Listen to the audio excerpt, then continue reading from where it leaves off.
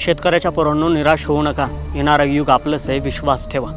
तुमची बलस्थानं ओळखा. दूध, अंडी, मांस, मटण, अन्नधान्य याच्याशिवाय जगाला पर्यायच असू शकत नाही. म्हणजे थोडक्यात आपल्याशिवाय या जगाला पर्यायच असू शकत नाही. कुणी कितीही जागीरदार असला तरी नोटा दळून खाऊ शकत नाही किंवा डाटा मळून त्याची भाकरी बनवू शकत नाही.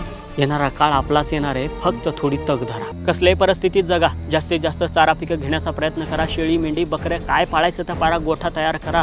खत निर्माण करा. रासायनिक शेती थोडीशी टाळा. शेतीवरती ध्यान द्या. गटागटानं एकत्र या. 50 लोक शेतकरी एकत्र या. गटशेती निर्माण करा. वाहतुकीसाठी ट्रक घ्या, टेम्पो घ्या. काय खरेदी करायचं करा. बाहेर विदेशात तुमचा माल पोहोचा.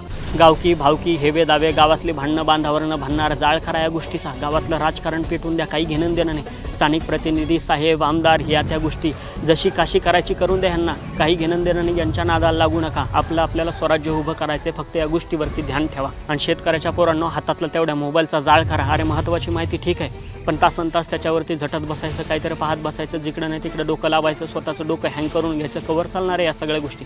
महत्त्वाच्या माहितीपुरता मोबाईल ठीक आहे, परंतु त्या मोबाईलच्या जगातनं थोडंसं बाहेर निघा. शेती व्यवसाय प्रचंड मोठा आहे. जगाला आपल्याशिवाय पर्याय नाही. जेवढं कष्ट करता येईल, राबता येईल, उच्च विचार ठेवता येईल तेवढे ठेवा. अरे एक मर्सिडीजवाला सुद्धा तुमच्या भाजी आणि भाकरीशिवाय जगू शकत नाही.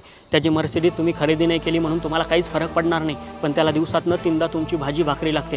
त्याच्यामुळं आदरानं तुमच्याकडे सगळं जग बघायला लागेल. तुमचा व्यवसाय 1 नंबरचा. शेतकऱ्याच्या पोरांनो, आपण 2 नंबरचे व्यवसाय करणाऱ्या शेतकऱ्यांची अवलाद नाही आहेत. आपण 1 नंबरचा व्यवसाय करतो आहेत. अभिमानानं शेती या व्यवसायात उतरा, जागे व्हा आणि खऱ्या अर्थानं प्रगतीच्या दिशेनं पहिलं पाऊल आजच टाका. खिंडार पडू दे, अंधार सरू दे, उजेड पडू दे तुझा.